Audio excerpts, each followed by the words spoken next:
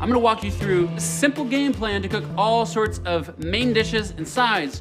Just combine any Jewel cooked meat or seafood with a quick vegetable puree and a nice fresh salad. You'll never run out of ideas and dinner will always come out amazing. Ready? Juicy, packed with flavor, and evenly cooked from edge to edge. Pork chops. They taste awesome at expensive steakhouses, but at home they often come out dry, unevenly cooked, and sort of flavorless. But not anymore, and not with Jewel. With Jewel, we heat the pork chop to the exact temperature that we want it to cook to. That means it's never going to overcook, even if you leave it in for a few hours. That's right, you can leave it in for several hours and they'll never overcook. All right, it's time to cook some pork chops. I'm gonna walk you through simple steps for cooking steakhouse-worthy pork chops at home. The first thing we're gonna do is use visual doneness to select our temperature. Just choose the one that looks most delicious to you. If you're like me and you want your chops to be nice and pink all the way through, you're gonna go with 144 Fahrenheit. All right, any pork chops you've got, we've got nice boneless loin chops here. Pork likes salt. Helps it stay nice and firm, nice and snappy. Pepper. You can put your favorite little pork rub on there, whatever spice you want. Pop it in a bag. I'm gonna throw a crushed clove of garlic in there, a little bit of rosemary, a little olive oil, and drop them in Jewel. So these pork chops are gonna cook for about an hour, and that gives you a ton of time to go about your life. You can drink some wine, have some beer, any other type of cocktail. I know, I drink a lot.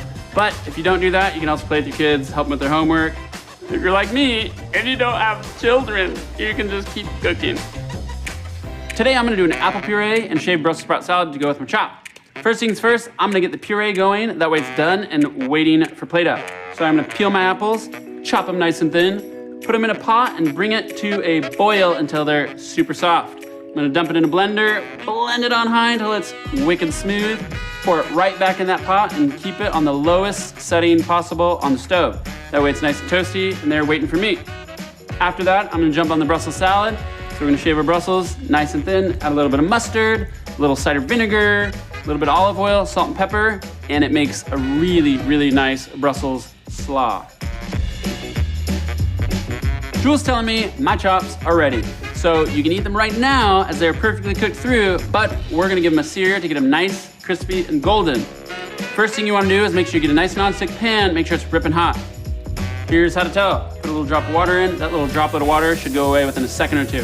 From there, you can add some oil and your chops. With a good condition non-stick pan, you can just slide the chop around, moving it around, making sure you get a nice, even golden crust. As we said, the chop's perfectly cooked. The searing's only gonna take about 2 minutes aside or until they look good. In the end, I like to add a little bit of butter and any of the herbs from the bag. Woo-hoo! Mmm.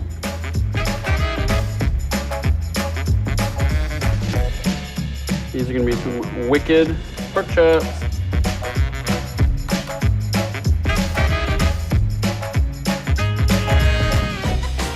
Juicy, juicy, juicy. Mmm! That's a good pork chop.